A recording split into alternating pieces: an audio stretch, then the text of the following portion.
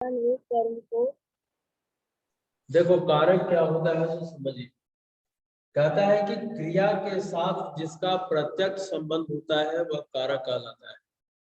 क्रिया के साथ जिसका प्रत्यक्ष संबंध होगा वह कारक होगा। जैसे रामः गच्छति, एक वाक्य लिखा हुआ है, यानी कि राम क्या है, कर्ता कारक है, और गच्छति क्या है, क्रिया है। यानी कि कर्ता और क्रिया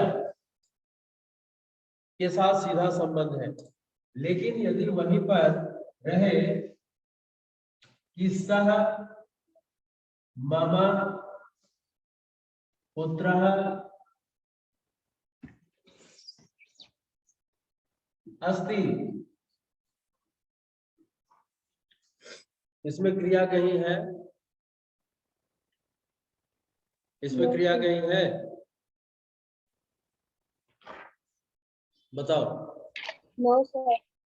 तो ये षष्ठी विभक्ति में आएगा, लेकिन कारक के अंतर्गत नहीं आएगा। पहले भी हम शायद बताए होंगे, या फिर अभी भी आपको बता रहे हैं, क्लास 8 में भी आपको बताया गया होगा कि कारक उसी को कहेंगे जिसका सीधा संबंध हो कर्ता के साथ, यानी क्रिया और कर्ता एक साथ कोई काम करे, यानी कि कर्ता के द्वारा कोई काम होगा डायरेक्ट। इसीलिए अपने परिभाषा में ये कारक कहता है कि क्रिया के साथ जिसका सीधा संबंध हो, यानी कि क्रिया के साथ जिसका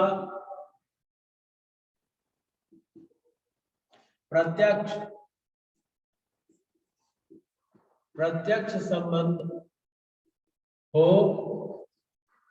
वह कारक है।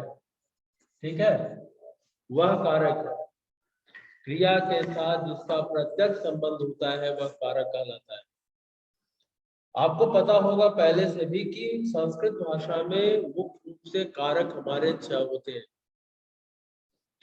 कारक हमारे 6 होते हैं। ठीक है, सबसे पहला कारक हमारे 6 होते हैं, जिसमें सबसे पहला है कर्ता कारक, दूसरा है कर्म कारक, तीसरा है करण कारक, चौथा है संप्रदान,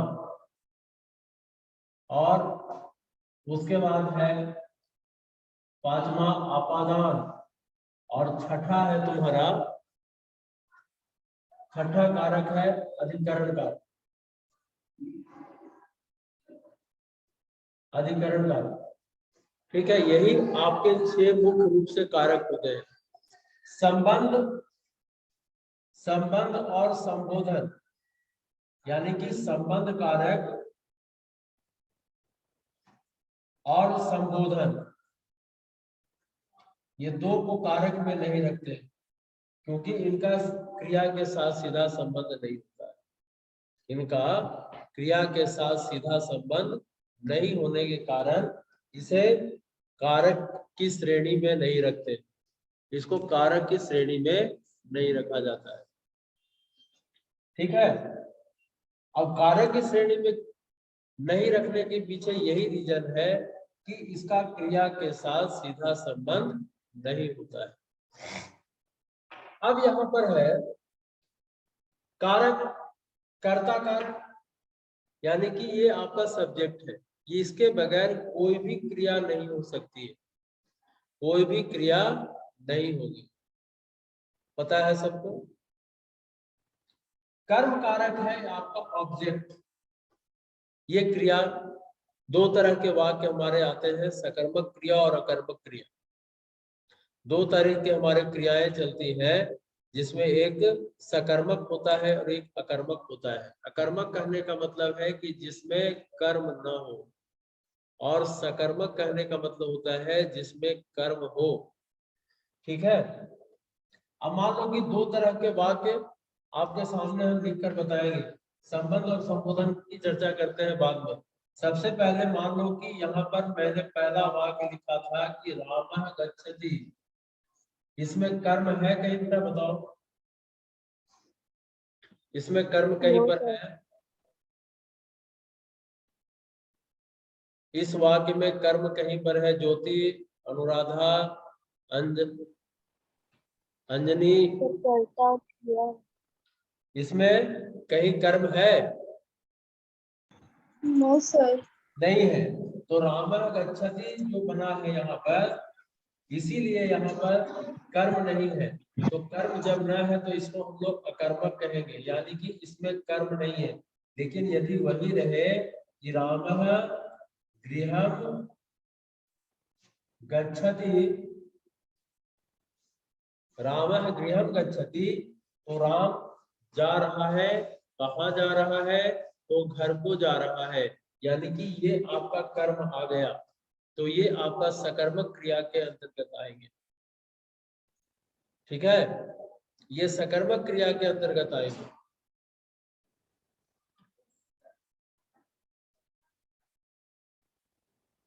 देख रहे हो? अब Yes, sir. अब उसी Yes, तरह sir. से मान लो कि आता है आपका करण कारक। करण कारक कहता है कि जिससे साधन का बोध हो, यदि साधन का हमें बोध कराना होगा तो उसमें हम लोग करण कारक का प्रयोग करते हैं। जैसे आप लोग विद्यालय आते हैं बस के द्वारा, तो बस क्या है? विद्यालय लाने का साधन है। बस हमारा विद्यालय लाने का साधन है। तो इसमें हम लोग लिख सकते हैं कि राम कलम से लिखता है। छात्राः बस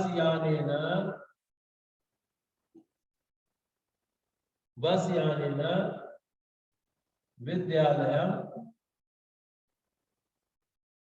आगच्छन्ति। ठीक है, यानी कि छात्र बस यान से, बस के द्वारा या से, छात्र बस से विद्यालय को आते हैं। अब मान लो कि यहाँ पर अब बस से जाएंगे तो यहाँ पर विद्यालय की जगह घर हो जाएगा, यहाँ पर गृहम हो जाएगा। छात्रा बस यानेन गृहम गच्छन्ति, यहाँ पर ये आगच्छन्ति को हटा देंगे। तो इस तरह से हम लोग करण कारक को जानेंगे। करण कारक कहता है कि जिसमें साधन का बोध हो। संप्रदान कारक कहता है कि जिसमें हमें किसी को कुछ देना हो। देने के अर्थ में संप्रदान कारक का प्रयोग किया जाता है। जैसे ब्राह्मणाय भोजनम ददाति, भिक्षुकाय धनम ददाति। तो इस तरह से जहां तक देने की बात होती है उसमें संप्रदान कारक का प्रयोग किया जाता है। अपादान में अलगाव का बोध होता है, लेकिन एक जगह कंफ्यूजन होता है बच्चों। जैसे अपादान कारक और करण कारक दोनों के विभक्ति चिन्ह एक जैसे हैं, दोनों की विभक्ति चिन्ह सेम है। दोनों का विभक्ति चिन्ह क्या है? सेम है सर, से है। इसका भी से है और अपादान का भी से है ना? लेकिन आप पहचानेंगे कैसे हम लोग, ये कोई बता सकता है? सर अलग होने की क्रिया को अपादान। हाँ, अलग होने की क्रिया को अपादान कारक कहते हैं। और करण कारक में मिलने की क्रिया। मिलने की क्रिया।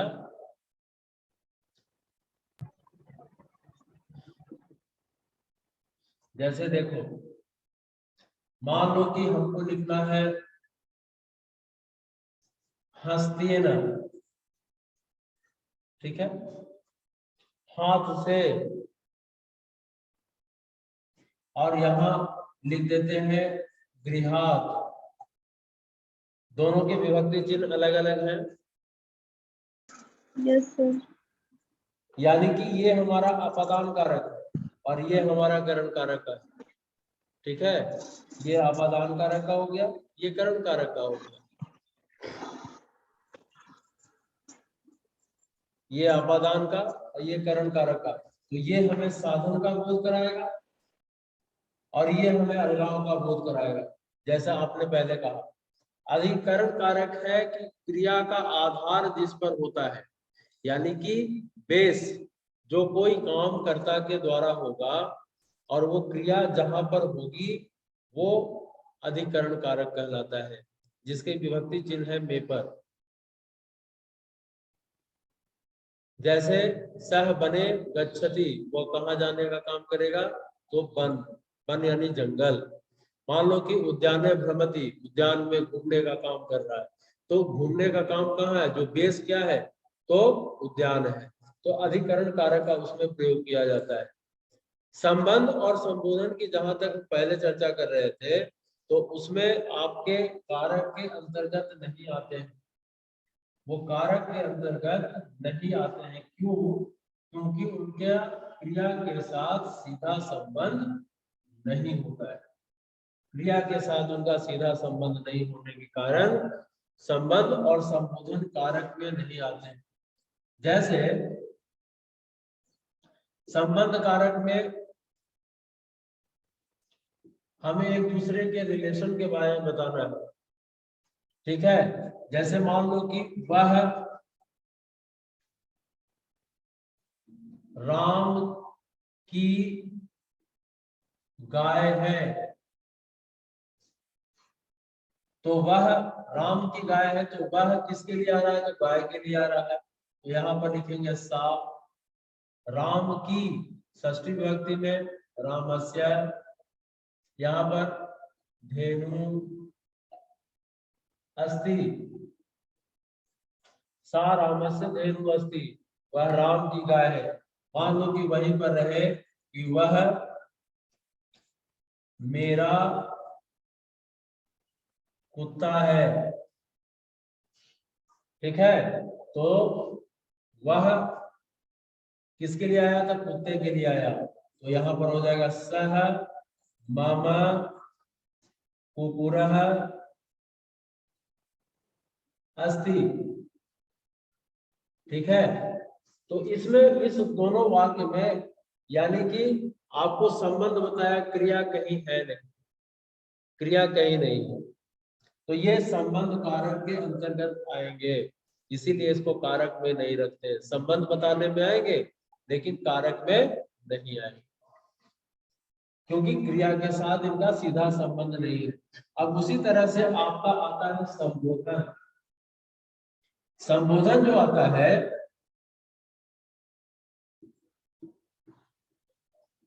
संबोधन, संबोधन में मान लो कि हमको किसी को बुलाना हो, संबोधित करना हो, तो हे राम, संबोधन का चिन्ह जहां पर दे दिए, यानी कि संबोधन आपका हो गया।